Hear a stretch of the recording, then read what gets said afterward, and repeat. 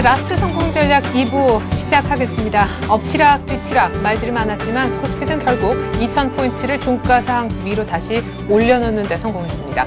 외국인도 기관도 아무도 사지 않은 장에서 개인들의 힘이 빛을 발휘했습니다. 자세한 내용 시황센터 가서 듣고 올까요?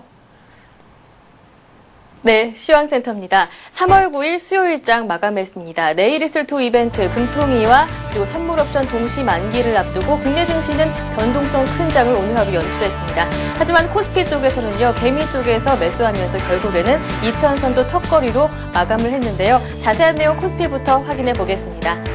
오늘 코스피는 5포인트 상승하면서 2,001포인트에서 상승으로 기분 좋게 마무리됐습니다. 출발 또한 2,007포인트에서 상승으로 출발했는데요. 장 초반에는 외국인과 기관이 모두 매수하면서 2,010선까지 올라보기도 했습니다. 하지만 외국인과 기관이 매도 전환하면서 장중에는 2,000선을 중심으로 등락을 반복하는 변동성 큰 장을 연출했는데요. 하지만 개인 쪽에서 꾸준하게 매수하면서 2,000선을 되찾아 놨습니다. 수급 내용 살펴보겠습니다. 네, 외국인 쪽에서 400억 원 정도, 기관 쪽에서 매도 물량은 조금 줄어든 채 140억 원 정도 매도했는데요. 하지만 개인 쪽에서 700억 원 정도 매수하면서 2,000선을 되찾는 모습이었습니다. 네, 이어서 코스닥 살펴보겠습니다. 코스닥은 어제장 반등 하루 만에 또다시 하락으로 마감됐습니다. 오늘장 2포인트 하락하면서 522포인트에서 하락으로 마감됐는데요. 출발은 기분 좋게 528포인트에서 상승으로 출발했습니다. 530선도 바짝 추격했는데요. 하지만 오전장 내내 버텨주지는 못했습니다. 외국인과 기관의 매도 공세에 11시 구간 지나면서 하락 전환했는데요. 결국 오후장 들어서는 낙폭을 좁게 유지하는 정도였습니다. 수급 내용 자세하게 살펴보겠습니다. 오늘장 개인만이 역시 매수해줬는데요. 기관이 210억 원 정도, 외국인 쪽에서 280억 원 정도 매도했지만 개인 쪽에서 500억 원 정도 매수하면서 그래도 520선까지는 지지해주는 모습이었습니다. 네, 이어서 외환시장으로 가보겠습니다. 원달러 환율은 또다시 하락으로 마감됐는데요. 1원 65전 내리면서 1,116원 35전에 마무리됐습니다. 네, 금통위를 하루 앞둔 오늘이었습니다. 금리 인상 기대감의 하락 압력으로 작용했는데요. 하지만 장중 내내 낙폭이 크지는 않았습니다. 오늘 고점이 1,116원대였고요. 저점은 1,113원대였는데요. 오늘장 마감은 박스권의 상단 부분이죠. 1,116원대에서 마무리됐습니다. 네, 이어서 유가증권 시장 시총 상위 종목들의 움직임도 살펴보겠습니다. 삼성전자가 오늘까지 사흘 연속으로 하락했습니다. 1%대로 하락하면서 또다시 90만 원대는 회복하지 못한 상태고요.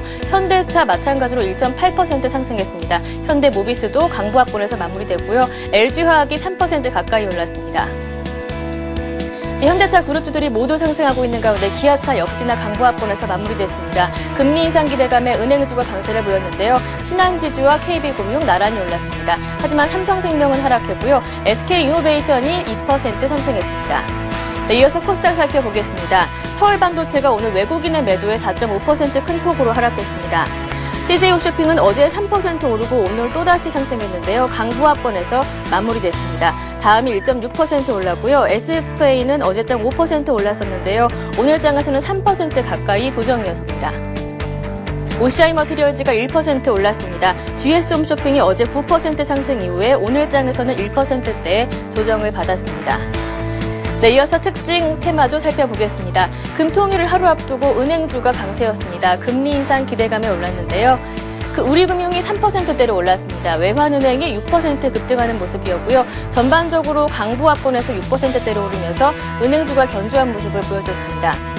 네, 코스피 지수가 이틀 연속으로 상승하면서 오늘 장에서는 2,000선도 회복했습니다. 증권주도 역시 힘이 실렸는데요.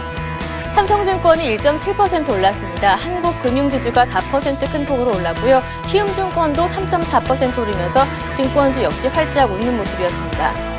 네, 뿐만 아니라 자동차주 오늘까지 상승했습니다. 오늘 장에서는 현대차 3인방이 모처럼 동반해서 상승했는데요. 현대차가 1.8% 올랐습니다. 기아차와 현대모비스도 강보합권에서 마무리됐고요. 부품주 가운데 한라공조가 3%, 그리고 한국타이어가 6.6% 큰 폭으로 올랐습니다. 특히나 타이어주는 국제 천연 고무 가격이 8%대로 급락했다는 소식이 호재가 됐습니다. 네, 하지만 IT주들은 삼성전자를 중심으로 오늘까지 사흘 연속으로 하락했습니다. 특히나 삼성그룹주들은 전자계열사의 1분기 실적 둔화 우려감에 하락했는데요. 삼성전자가 1%대로 하락했습니다. 삼성 SDI가 2.8%, 삼성전기는 낙폭이 더 컸는데요. 오늘장 6%대로 하락했습니다. 나머지 IT주들도 4일 연속으로 약한 모습을 보여주고 있습니다. 하지만 삼성전자가 이끈 호재가 있었습니다. 바로 바이오 시밀러주들은 상승했는데요. 삼성전자의 바이오 시밀러 임상 허가 소식이 호재가 됐습니다.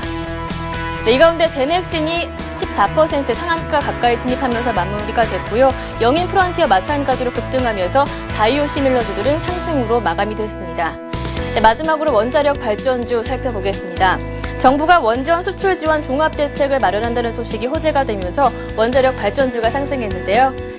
한전기술이 4.9% 올랐습니다. 보성파워텍과 모건코리아가 2%대로 오르면서 원자력 발전주들도 견조한 모습을 보여줬습니다. 네, 지금까지 마감 시황 전해드렸습니다. 네, 그렇다면 이제 전문가는 오늘장 어떻게 봤는지 문제 내일 대응할 방법을 미리 좀 마련해보는 시간 갖겠습니다. 오늘은 HMC 투자증권으로 갑니다. 김중원 책임연구원 만나보죠. 안녕하세요. 안녕하세요. 네, 시가보다는 좀 낮게 마무리가 됐지만 그래도 2,000포인트 탈환에는 성공을 했군요. 네네, 그렇습니다. 2,000포인트 탈환이 좀 의미가 중요했던 것 같은데요.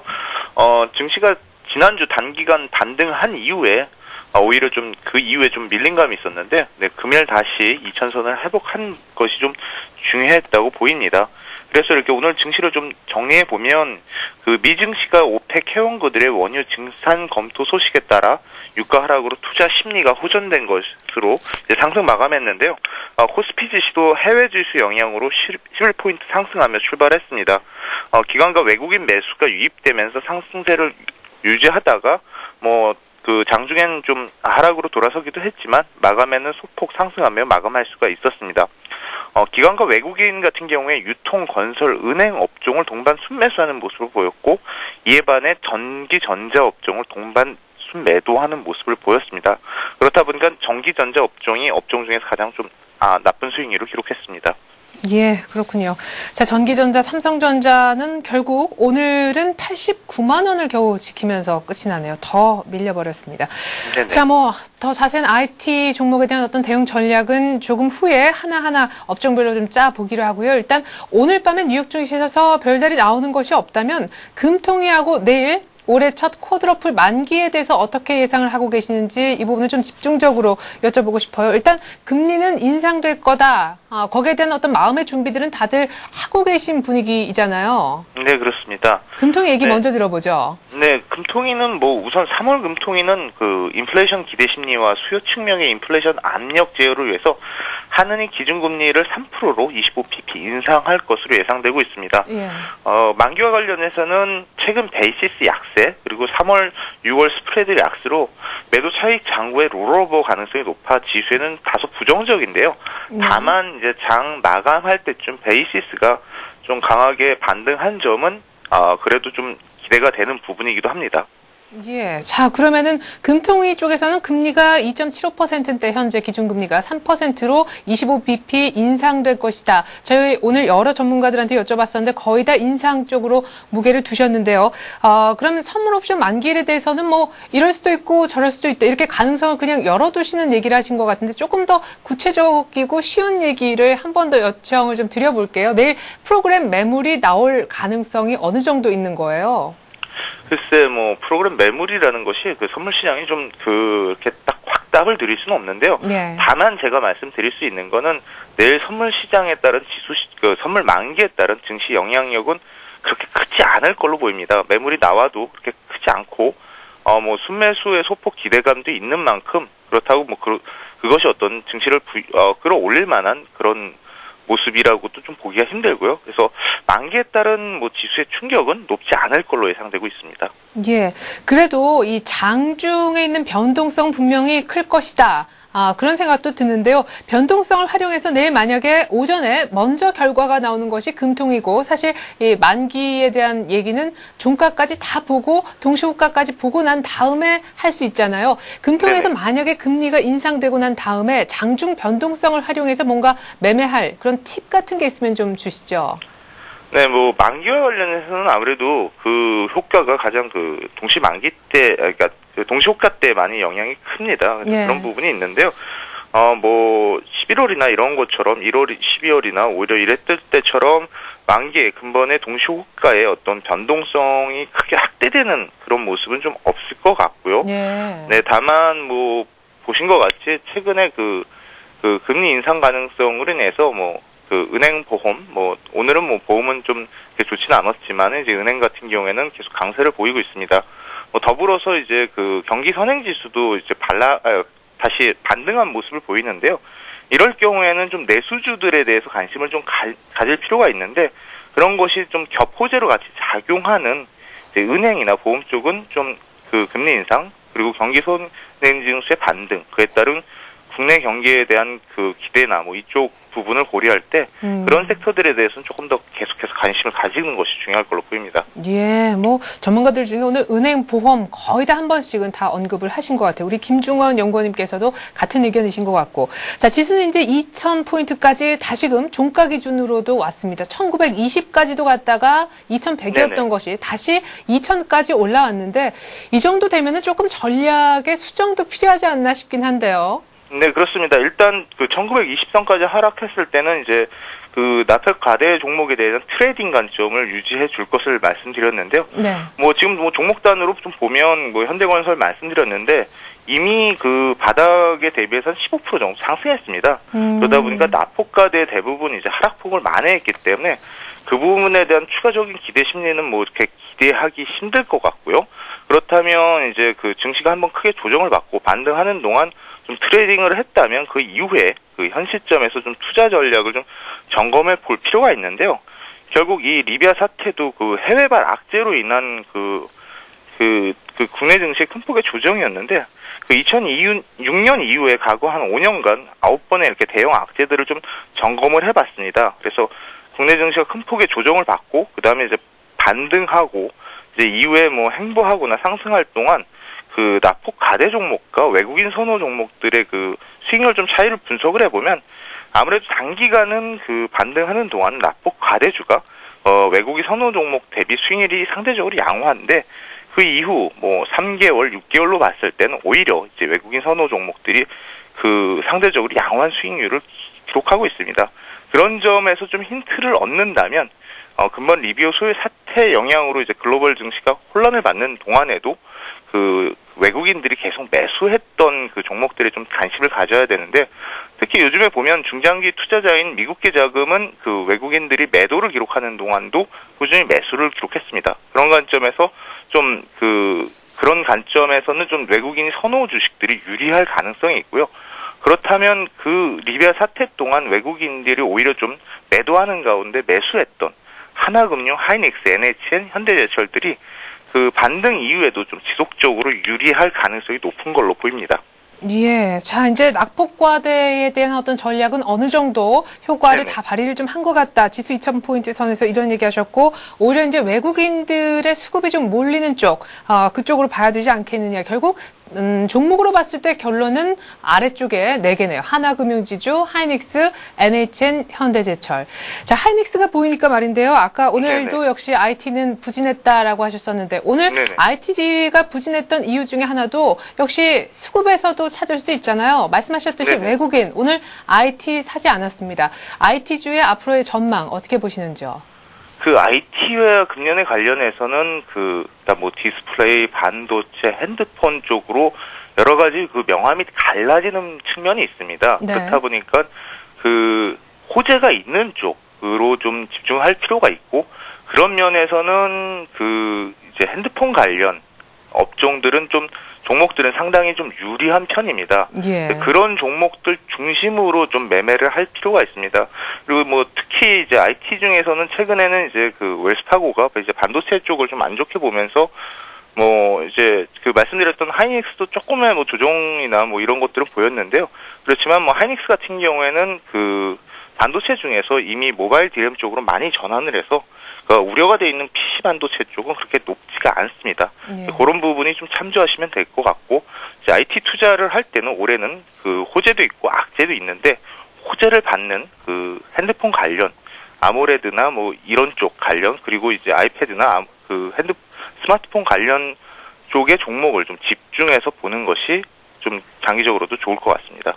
예, 잘 들어봤습니다. IT 중에서 굳이 구분하자면 스마트 쪽과 관련된 아몰레드 쪽으로 조금 좁혀라 이런 얘기셨었고요. 그에 앞서서 외국인들이 사는 하나금융, 하이닉스, NHN, 현대제철 좀 주의 깊게 보시기 바라겠습니다. HMC 투자증권 김중원 책임연구원의 분석이었습니다. 잘 들었습니다. 감사합니다.